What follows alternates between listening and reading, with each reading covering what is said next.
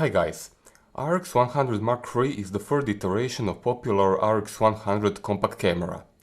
At the time first model came out in 2012, there wasn't anything quite like it, and most reviews around the world agreed that they have never seen such image quality from a camera that small.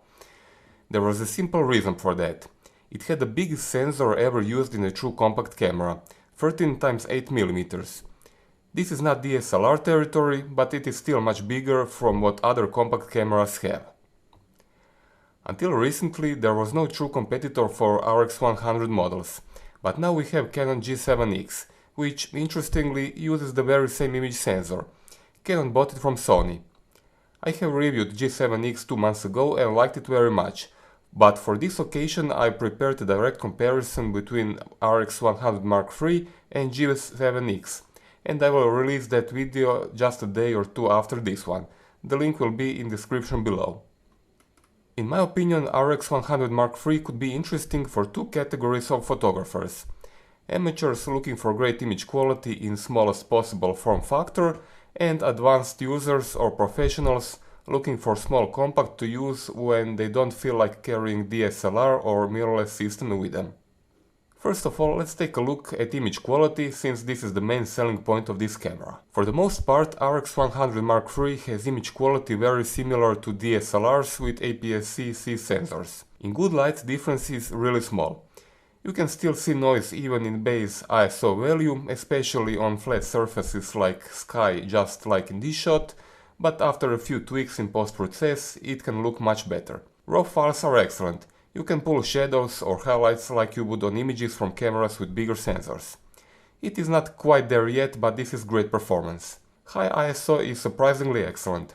I was shooting comfortably up to ISO 1600, and even higher ISO values are usable. There is a lot of noise, but fine details are astoundingly preserved. This is ISO 4000 shot, and look at 100% crop. You can read the print on the yellow car. Auto ISO has configurable lower and upper limit. Sadly, there is no control over the lowest shutter speed at which the ISO changes. Build quality is good. RX100 Mark III is made from combination of magnesium alloy and plastic, but to me it looks a bit cheaper than it actually is. Front plate is very slippery and does not provide secure hold, and the same can be said for thumb rest, which is very small and flat. Buttons are extremely small and with very short travel. This is even bigger problem in winter when you wear gloves. Few of the buttons can be reassigned, as is the case with the front dial. Also, quick menu is fully customizable. Menu system has familiar layout and color scheme. I would almost say it has even a bit too much options, and using some of them disables another, so it can be frustrating to search how to enable them.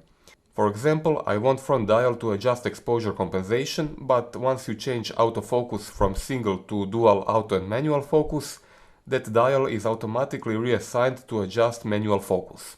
Also, one of the most annoying details is that when you rotate mode dial, image preview disappears and you get these animations on the screen which won't go away until you press shutter button halfway. LCD screen has 3 inches diagonal and very high 1.2 million dots. Viewing quality is excellent, as is the case with viewing angles. It is tiltable up to 180 degrees to the front and 45 degrees down. It doesn't have touch control. I also found it very prone to scratches. These appeared in just several days while I had it, and I am for the most part very careful with my gear. The new feature compared to RX100 Mark II is the pop-up electronic viewfinder.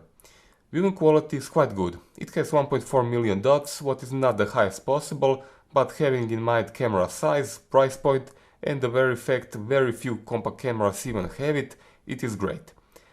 Electronic viewfinder is very important for extra camera stability when you press it against your face, and for daylight use when the LCD might be too dark in direct sunlight. The camera powers on automatically when you extend the electronic viewfinder and also shuts down when you close it. The shutting down part is quite irritating, since often I wanted to close electronic viewfinder but keep using the camera with LCD. As far as I have seen, you cannot disable camera shutting down when closing the electronic viewfinder, so let's hope this will be fixed in firmware update.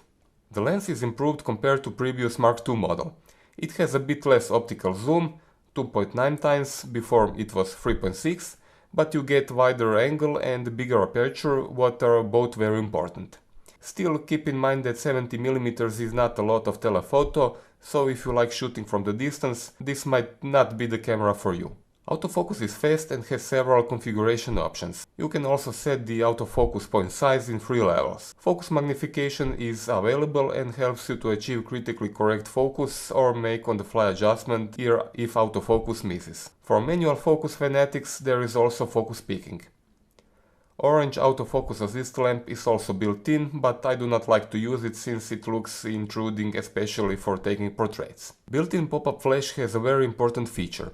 It can be tilted upward to get bounce function. Here's an example how much better your subject will be lit when using bounce compared to direct flash. On the right side there are micro USB and micro HDMI connectors. RX100M3 also has Wi-Fi and NFC and supports applications which are available through Sony Store. Battery is a lithium unit strong enough for around 300 shots. It is recharged inside the camera via USB. It takes around 3 to 4 hours to fully recharge empty battery, and that's a bit longer than what is standard for external chargers, which take around 2 or 3 hours on average. Continuous shooting is available at very fast 10 frames per second, and the buffer is big enough for around 50 shots in JPEG format. Video recording is excellent. You get full HD resolution and can choose between AVC HD and XAVC-S video codec. Both are available at 60 progressive frames per second. Video has full manual controls over exposure, and you also get zebra and peaking function. Microphone recording level can be turned down, but only in one step. In real-life use, videos are truly excellent. No compression artifacts and very fluid.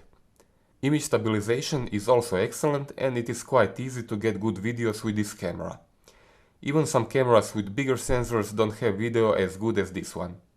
The only bad thing, you cannot attach external microphone. To conclude this review, I can say RX100M3 is everything I hope for. Images and video quality is excellent and the camera is full of advanced features. Optics are great and tilt LCD and pop-up electronic viewfinder are handy things to have. Some details could have been better. Buttons are too small and the front plate does not provide good grip. Also, due to extremely high amount of options, this camera might not feel easy to use from the start. You will have to play with settings and control customization options for a while until you find what suits your shooting style. That's all, folks. Subscribe to my channel, press like on the video, and if you want to support my work, buy things from Amazon using the link below my videos. Thanks for watching.